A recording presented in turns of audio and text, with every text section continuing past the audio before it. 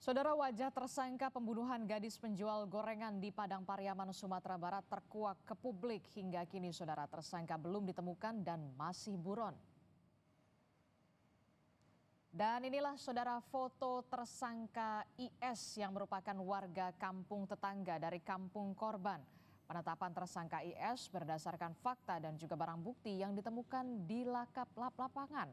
Meski telah ditetapkan tersangka, saudara, IS hingga kini belum ditangkap. Tim Sus gabungan dari Polda Sumatera Barat dan Polres Padang Pariaman terus menyisir sejumlah lokasi untuk menemukan tersangka yang masih buron.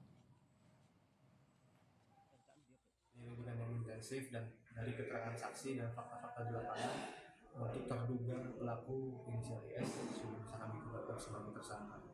Tersangka ini yang sudah kami tetapkan adalah warga sekitar sendiri. Mungkin sedikit banyaknya dia sudah menguasai Medan. Namun tetap itu tidak menyurutkan tekad kami yang tetap berusaha semaksimal mungkin dalam mencari tersangka. Tersangka pembunuhan gadis penjual gorengan masih berstatus buron dan beberapa kali terlihat di pintu kampung membuat warga di Kecamatan 2x11 Kayu Tanam, Kabupaten Padang Pariaman, Provinsi Sumatera Barat ketakutan. Pasalnya saat terlihat tersangka tampak menenteng senjata tajam. Saat ini warga takut keluar rumah sendirian, apalagi pada malam hari karena status tersangka yang masih buron. Yang istilahnya sudah merasa takut karena pelaku ini memang kita istilahnya perbuatannya itu tidak sesuai dengan lagi, udah berlebihan. Kejam ya, Pak? Sudah kejam, jadi itu yang ditakutkan oleh warga, termasuk warga-warga kita yang wanita lah itu yang lebih menakutkan lagi. Informasi terbaru dari Padang, Sumatera Barat, sudah ada jurnalis Kompas TV, sudah ada Rio Johannes di sana. Rio, pelaku pembunuh gadis penjual gorengan di Padang Pariaman ini kan kita tahu masih buron. Ada perkembangan terkini apa dari pihak kepolisian sampai hari ini? Ya, Adisti dan juga saudara, hari ini memasuki 10 hari pasca ditemukannya gadis penjual gorengan di Kabupaten Padang Pariaman tewas tersebut. Ini memang masih sampai saat ini pihak kepolisian masih belum bisa berhasil menangkap tersangka yang lari ke kawasan hutan. Dan untuk pencarian memang sejauh ini pihak kepolisian sudah memetakan titik-titik dan sudah melakukan pengepungan di mana kemungkinan tersangka ini akan keluar dari kawasan hutan tersebut.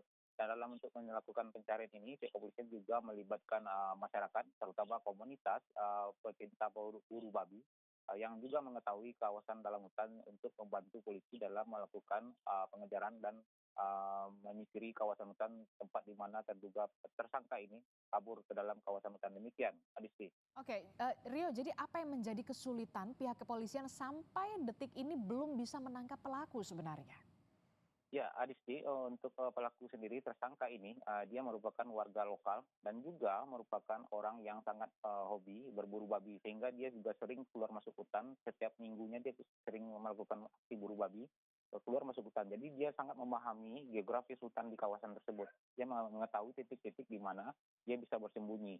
Nah, untuk itulah pihak kepolisian dalam hal ini melibatkan komunitas buru babi, masyarakat sekitar yang juga hobi buru babi untuk memandu pihak kepolisian dalam melakukan penyisiran di kawasan hutan tersebut. Demikian, Adisti.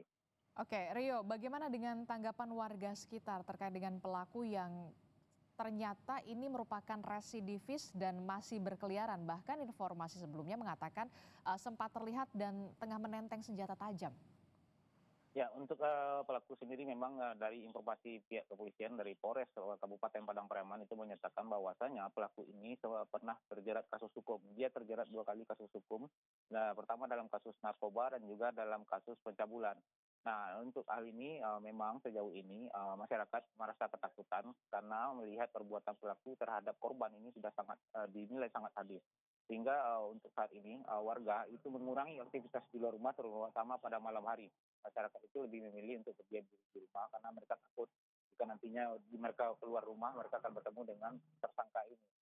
Pihak dari Wali Nagari sendiri, pihak Kenegarian itu menghimbau agar masyarakat nantinya jika beraktivitas di luar rumah itu tidak sendiri, Dan juga kalau memang melihat aktivitas yang mencurigakan dari tersangka ini, segera melaporkannya ke pihak yang berwajib atau petugas yang terdekat ada di sekitar mereka. Demikian, Adisti. Oke, kita akan tunggu tindakan cepat dari polisi untuk segera menangkap pelaku dari pembunuhan penjual gorengan. Terima kasih informasinya, jurnalis Kompas TV Rio Yohanes melaporkan langsung dari Padang, Sumatera Barat.